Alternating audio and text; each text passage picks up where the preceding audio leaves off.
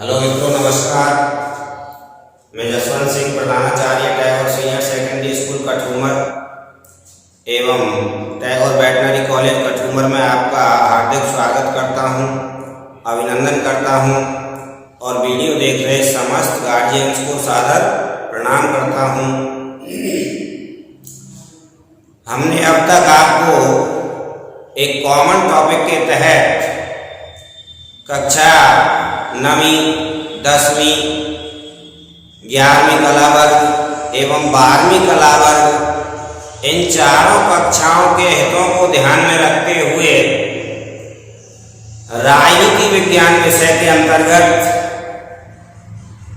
संघीय व्यवस्थापिका, संघीय कार्यपालिका व संघीय न्यायपालिका का अध्ययन किया। संघीय कार्यपालिका में एक छोटा सा टॉपिक रह गया था, जो था भारतीय प्रधानमंत्री। भारतीय प्रधानमंत्री भारतीय प्रधानमंत्री दोनों ही बोर्ड क्लासेस के लिए वेरी इंपॉर्टेंट टॉपिक है। 10th बोर्ड एग्जाम में तो इसको आना ही है और 12th बोर्ड एग्जाम में भी इसके पूरे चांस हैं और प्रत्येक कंपटीशन क्लासेस जो होती हैं उनमें भी भारतीय प्रधानमंत्री एक अति महत्वपूर्ण टॉपिक बनता है। तो भारतीय प्रधानमंत्री पर हमें चर्चा करने से पहले ये जानना होगा कि भारत के प्रधानमंत्री की नियुक्ति कौन करता है, कैसे होती है और भारतीय प्रधानमंत्री को कौन कौन सी पावर्स यानी कि शक्तियां एवं अधिकार दे रखे हैं। भारत के प्रधानमंत्री के कार्य कौन कौन से हैं, इसके दायित्व कौन कौन से हैं, क्या क्या फर्ज बनते हैं भारतीय प्रधानमंत्री के। तो प्रिय छात्रों, जैसा कि आप सब जानते हैं, संविधान निर्माता डॉक्टर भीमराव अंबेडकर साहब ने भारत के मूल संविधान में 395 अनुच्छेदों को समाहित किया था। उनमें से 2 अनुच्छेद भारतीय प्रधानमंत्री के साथ संबंध रखते हैं, भारतीय प्रधानमंत्री की नियुक्ति से संबंध रखते हैं। तो यहाँ को याद रखना होगा, भारतीय संविधान का अनुच्छेद 74 और भारतीय संविधान का अनुच्छेद 75। भारतीय संविधान के अनुच्छेद 74 में व्यवस्था की गई है कि भारत में एक प्रधानमंत्री होगा।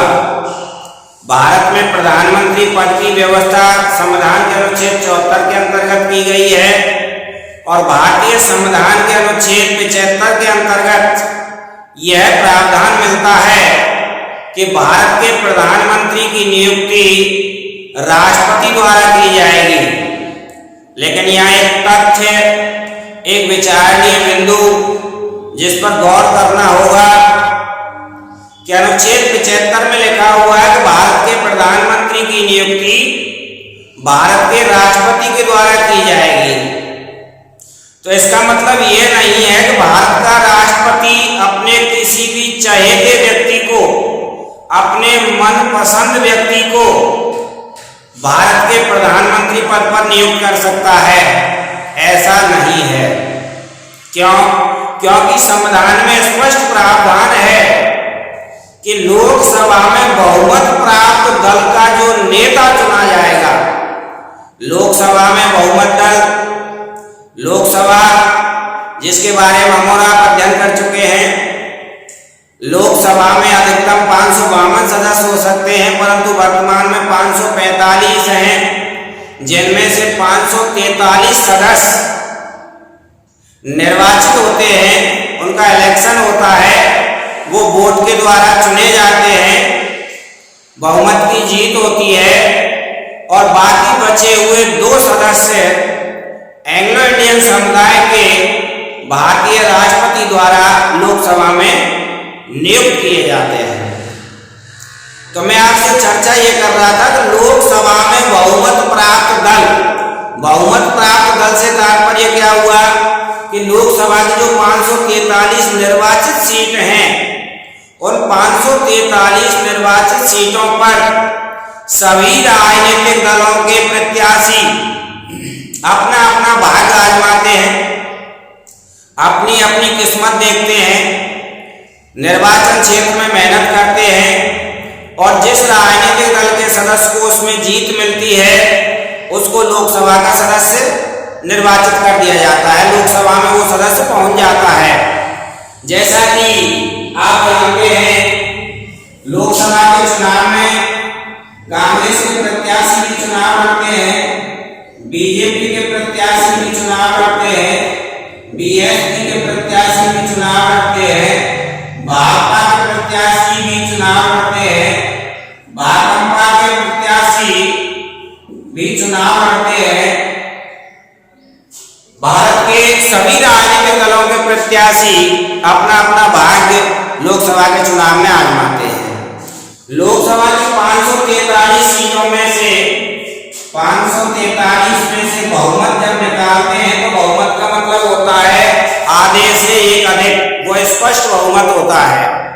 तो आधे से एक अधिक का मतलब हुआ 2 दूनी 4, 2 सत्ते 14 और 2 एकम 2, 272 सदस्य जिस राजनीतिक दल के लोकसभा में निर्वाचित होते हैं उस राजनीतिक दल को स्पष्ट बहुमत प्राप्त हो जाता है। लेकिन कभी कभार किसी एक राजनीतिक दल को जब स्पष्ट बहुमत प्राप्त नहीं होता है तो 2 या 2 से अधिक राजनीतिक दल मिलकर भी सरकार बनाते हैं, गठबंधन करते हैं, गठजोड़ करते हैं, जिसे साझा सरकार या मिलीजुली सरकार या समृद्ध सरकार या त्रिशंकु सरकार या गठबंधन सरकार आदि नामों से जाना जाता है। लेकिन ध्यान ये आपको ये भी रखना होगा कि गठबंधन सरकार जो होती है, साझा सरकार जो होती है, मिलीजुली सरकार जो होती है, वो राष्ट्रीय हितों को पूरा ध्यान में नहीं रख पाती है, क्योंकि सभी पार्टनर्स जो होते हैं, साझेदार दल जो होते हैं, वो अपनी मनमानी करने पर तुल जाते हैं, जिससे राष्ट्रीय हितों को क्षति भी पहुंच सकती है। तो स्पष्ट बहुमत की जो सरकार होती है वो राष्ट्रीय हितों का पूरा ध्यान रख सकती है। साझा सरकार का प्रधानमंत्री भी कठपुतली प्रधानमंत्री कहलाता है। वो देश के विकास के लिए वो राष्ट्र हित में खुले व स्वतंत्र निर्णय नहीं ले पाता है। तो मैं आपका ध्यान यहाँ आकर्षित करना चाह रहा था कि प्रधानमंत्री की जो नियुक्ति है वो भारत के राष्ट्रपति के द्वारा की जाती है। ऐसा संविधान के अनुच्छेद 75 में लिखा हुआ है कि भारत के प्रधानमंत्री की नियुक्ति राष्ट्रपति द्वारा की जाएगी। लेकिन राष्ट्रपति क्या अपने किसी भी चहेते व्यक्ति को, क्या राष्ट्रपति अपने किसी भी मनपसंद रिश्तेदार को प्रधानमंत्री के पद पर नियुक्त कर सकता है? भारत का वास्तविक संप्रभु नियुक्त कर सकता है? जी नहीं। संविधान में प्रावधान है कि लोकसभा में बहुमत प्राप्त दल का जो नेता होगा उस बहुमत प्राप्त दल के नेता को ही भारत का राष्ट्रपति प्रधानमंत्री पद पर आसीन कर सकता है, नियुक्त कर सकता है। अपने मनपसंद व्यक्ति को प्रधानमंत्री पद की शपथ नहीं दिला सकता राष्ट्रपति।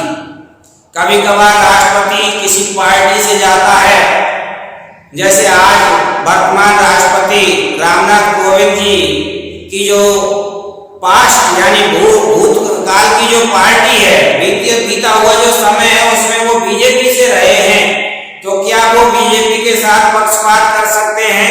कभी कभार एक दो बार ऐसा देखने को मिला था जब राष्ट्रपति ने अपनी गरिमा को ध्यान में ना रखते हुए अपने चहेते व्यक्तियों को प्रधानमंत्री पद के लिए आमंत्रित करने का प्रयास किया था, जिससे भारत की छवि को, भारत के आत्मसम्मान को, भारत की गरिमा को, भारत के मान सम्मान को ठेस पहुंच सकती है इस तरह के कार्यों से।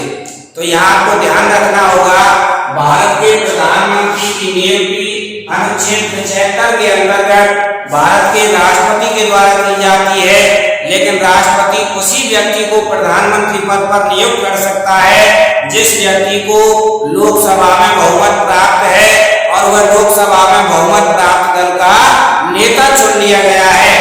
उस व्यक्ति को ही राष्ट्रपति के द्वारा प्रधानमंत्री पद पर नियुक्त किया जाएगा।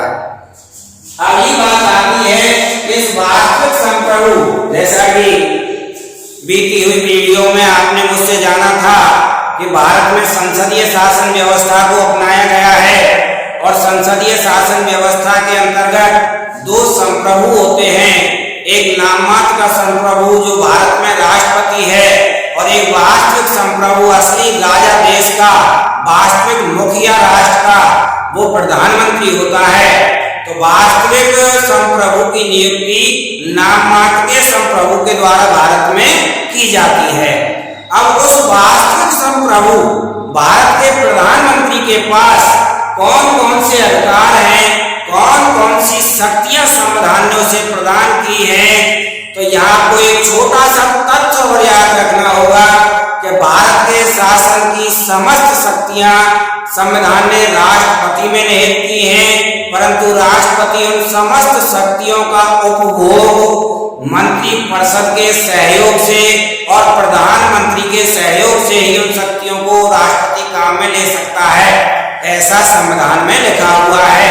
संविधान की वास्तविकता ये है कि संविधान ने शक्तियां तो राष्ट्रपति को प्रदान की हैं, लेकिन उन शक्तियों का वास्तविक उपभोग वास्तविक संप्रभु के द्वारा ही किया जाता है, अर्थात भारत के प्रधानमंत्री के द्वारा ही उन शक्तियों को काम में लिया जाता है।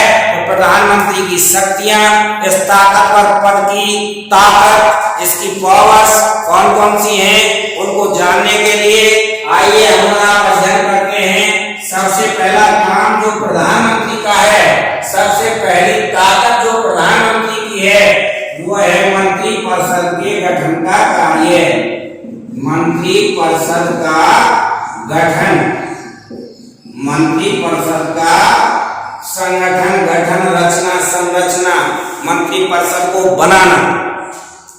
तो जैसा कि आपको पिछली वाली वीडियो में मैंने बताया था कि ये जो मंत्रिपरिषद शब्द है इसमें मंत्रियों का ये समूह है, इसमें तीन प्रकार के, तीन श्रेणी के मंत्री शामिल होते हैं। तो मंत्रिपरिषद में तीन तरह के कौन कौन से मंत्रियों पर चर्चा करते हैं। नंबर 1 कैबिनेट मंत्री, कैबिनेट मंत्री जो हेड ऑफ डिपार्टमेंट होते हैं, सर्वे सर्वा होते हैं, अपने विभाग के अध्यक्ष होते हैं, विभागाध्यक्ष होते हैं।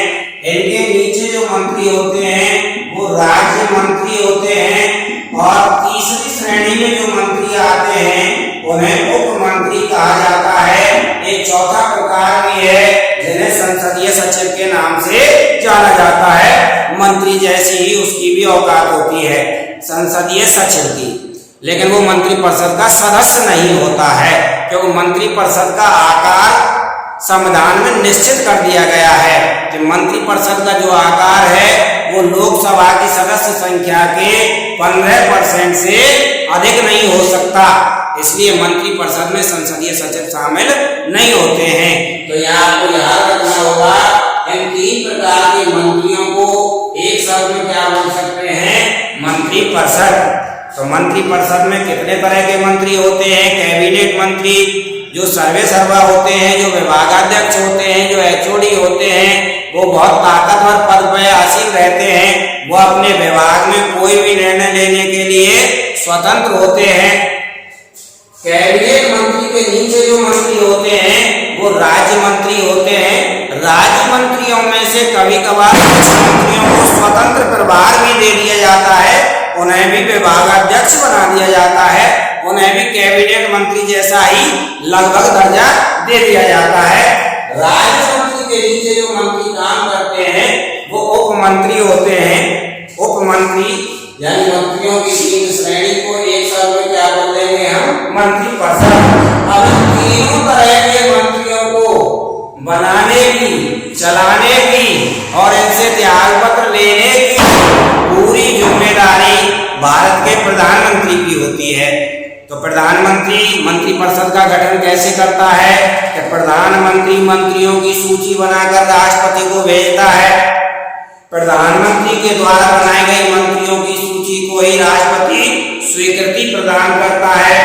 यहाँ एक छोटा सा जो तथ्य उसमें आप गौर करेंगे कि हमारे हिंदू धर्म में त्रिदेव की व्यवस्था है। त्रिदेव में कौन कौन आते हैं? ब्रह्मा विष्णु महेश। ब्रह्मा विष्णु महेश त्रिदेव है। ब्रह्मा जी कौन है? सृष्टा है। ब्रह्मा जी कौन है? सृष्टा। सृष्टा का मतलब है सृष्टि की रचना करने वाले, जन्म देने वाले, हमको आपको सबको बनाने वाले कौन है? ब्रह्मा जी, परमपिता ब्रह्मा सृष्टा है। दूसरा नंबर आता है ब्रह्मा जी के बाद विष्णु, भगवान विष्णु। भगवान विष्णु कौन है भैया? भगवान विष्णु है हमारे पालनहार, हमारे संचालक, हमें चलाने वाले, हमें पाल पोष करके बड़ा करने वाले कौन है? भगवान विष्णु। तो भगवान विष्णु की जिम्मेदारी क्या है? संचालक, यानी हमें चलाने वाले, हमें पाल पोष कर बड़ा करने वाले कौन है? भगवान विष्णु। और तीसरे भगवान कौन है हिंदू धर्म में? वो है महादेव, महेश, भोलेनाथ, भगवान शिव शंकर, आशुतोष। उनकी जिम्मेदारी है संहार करना। उनकी जिम्मेदारी है संहार करना, नाश करना, नष्ट करना, मार देना, हमारा अंत कर देना। भगवान भोलेनाथ की जिम्मेदारी है। देखिए भगवान तीन त्रिदेव के, सृष्टा भगवान ब्रह्मा जी, संचालक चलाने वाले, पालनहार पाल पोष कर बड़ा करने वाले भगवान विष्णु, संहारक नाश नष्ट करने वाले भगवान महेश, शिव शंकर, महादेव, भोलेनाथ। जिन तीन कामों को मिलकर के तीन भगवान करते हैं, उन तीनों कामों को अकेला प्रधानमंत्री कर देता है। कैसे करता है? मंत्रिपरिषद में करता है। जैसे हमारी एक दुनिया है, ऐसे ही राजनीति की दुनिया है कौन? मंत्रिपरिषद। तो मंत्रिपरिषद का सृष्टा, मंत्रिपरिषद को बनाने वाला, मंत्रिपरिषद को जन्म देने वाला कौन है? प्रधानमंत्री, सृष्टा है। संचालक, चलाने वाला, पालनहार, हमें पाल पोष करके बड़ा करने वाला, इस काम की जिम्मेदारी है भगवान विष्णु की। लेकिन यहाँ मंत्रिपरिषद को चलाने वाला, मंत्रियों में विभागों का बंटवारा करने वाला, मंत्रियों के विभागों में फेरबदल करने वाला प्रधानमंत्री। इसका मतलब सृष्टा प्रधानमंत्री, संचालक प्रधानमंत्री, संहारक नाश करना, नष्ट करना, मारना, खत्म करना, जीवन लीला समाप्त कर देना भगवान भोलेनाथ की व्यवस्था है। लेकिन यहाँ इस काम को मंत्रिपरिषद में प्रधानमंत्री ही करता है। संहारक, नाश, नष्ट कैसे करता है मंत्रिपरिषद को नष्ट? भारत का प्रधानमंत्री मंत्रिपरिषद के किसी भी सदस्य से, किसी भी मंत्री से त्याग पत्र मांग सकता है और वह राष्ट्रपति से कहकर संपूर्ण मंत्रिपरिषद को भंग भी करवा सकता है, नष्ट करवा सकता है, नाश कर सकता है, संहार कर सकता है। तो यहाँ को एक छोटा सा क्वेश्चन याद रखना होगा कि भारत का प्रधानमंत्री सृष्टा, संचालक है, संहारक है। भारत का प्रधानमंत्री मंत्रिपरिषद को बनाने वाला है, मंत्रिपरिषद को चलाने वाला है, मंत्रिपरिषद को मिटाने वाला भी है। जिन तीन कामों को हिंदू धर्म के तीन भगवान मिलकर कर रहे हैं, यहाँ मंत्रिपरिषद नामक दुनिया में तीनों कामों को अकेला कौन कर रहा है? भारत का प्रधानमंत्री। कितना ताकतवर पद है, कितना शक्तिशाली पद है भारतीय प्रधानमंत्री पद।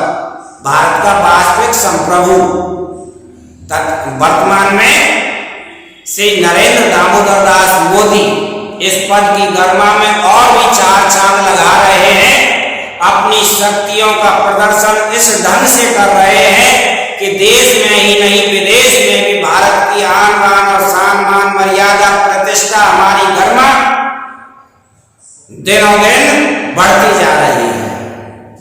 तो ये मंत्रिपरिषद में सृष्टा संचालक व संहारक तीन महत्वपूर्ण जिम्मेदारियां निभाने का काम भारत के प्रधानमंत्री का है। भारत के प्रधानमंत्री की ताकत है, शक्ति है, उसका अधिकार है, उसका दायित्व भी है, कर्म भी है, कार्य भी है, उसकी ड्यूटी है। दूसरा काम आता है भारत के प्रधानमंत्री का विदेश नीति का निर्धारण। विदेश नीति का निर्धारण आप सब जानते हैं कि विदेश नीति विदेश मंत्री के अधीन रहती है।